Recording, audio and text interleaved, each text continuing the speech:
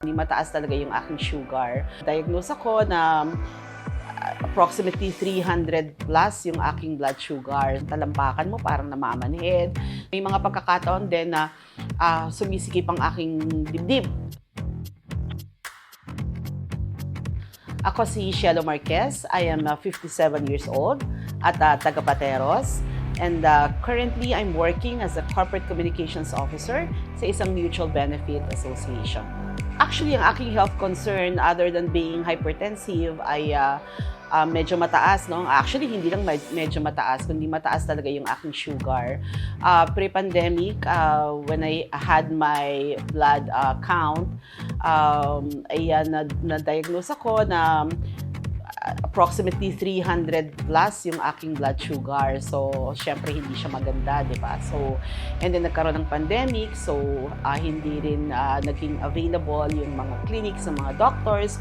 So, tapos nasa bahay lang ako, kumakain lang ako lagi, kaya tumaas pa siya ng tumaas.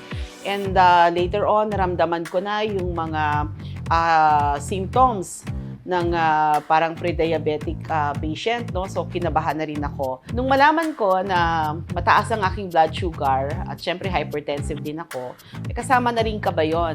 And at the same time, syempre nagtatrabaho ako, di ba? So, nararamdaman ko na unti-unti humihina yung resistensya ko, and then may mga masakit na sa parte ng katawan ko, no? And usually kasi kapag mataas ang sugar mo, yung irritable ka din eh. And then yung talampakan mo parang namamanhid.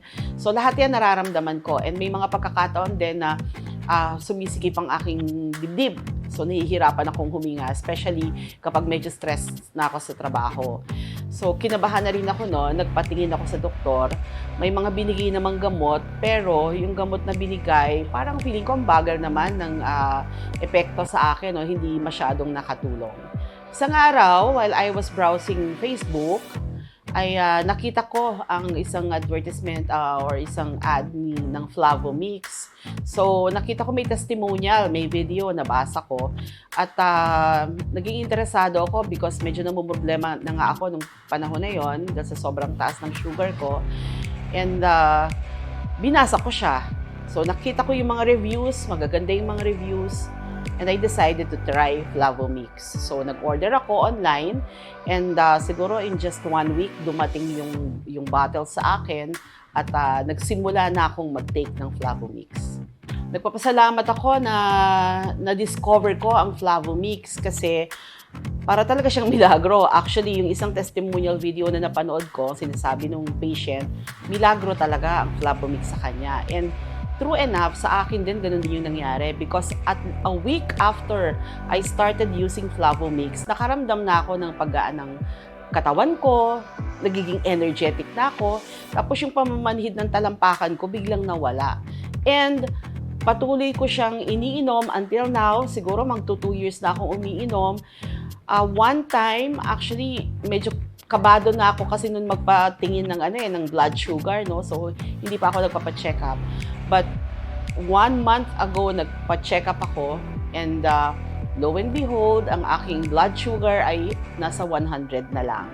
And yung aking hypertension ay namamanage ko na rin. So, dati umaabot ako regularly. Ang blood pressure ko ay nasa 140.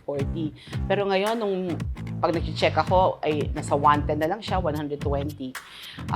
Over 80 or over 70. So, sobrang naging normal na yung aking blood pressure and yung aking blood sugar. Nagpapasalamat ako sa Flavomix dahil sa Flavomix ay bumuti ang aking pakiramdam, bumaba ang aking blood sugar, at naging normal ang aking blood pressure. Salamat, Flavomix!